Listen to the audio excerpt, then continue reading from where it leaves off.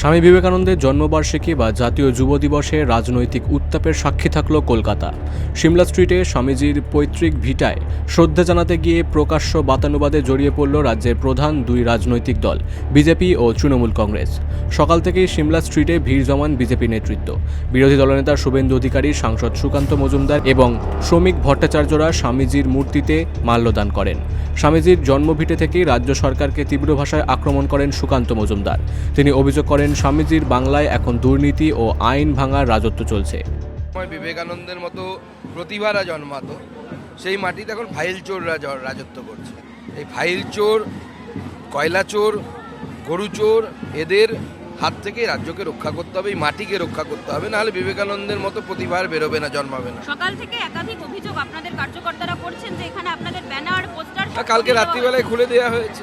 রাজা আসবে, নতুন রাজা এসছে না পশ্চিমবঙ্গে, এখন তার নাম হচ্ছে অভিষেক ব্যানার্জি, চোরেদের এনার্জি।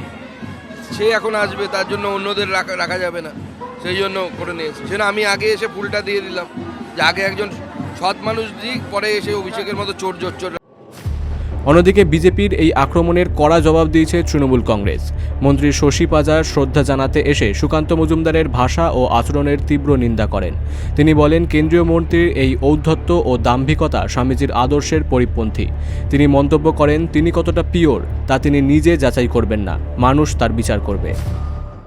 গুরুত্বহীন বক্তব্য এবং খুবই যে ভাষা ব্যবহার, আচরণ, ঔদ্ধত্য, এই দাম্ভিকতা, এটাকেই দমন করতে বললেন স্বামীজি। আমি নিজে কত গুরুত্বপূর্ণ, আমি নিজে কত পিওর, এই সমস্ত যাচাই করবে মানুষ।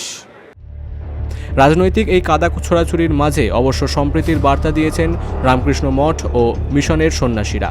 তারা স্পষ্ট জানিয়েছেন, রামকৃষ্ণ মিশন রাজনীতির ঊর্ধ্বে এবং সেখানে সব মত ও দলের মানুষেরই অবাধ প্রবেশাধিকার রয়েছে। Bureau report, big news Bangla.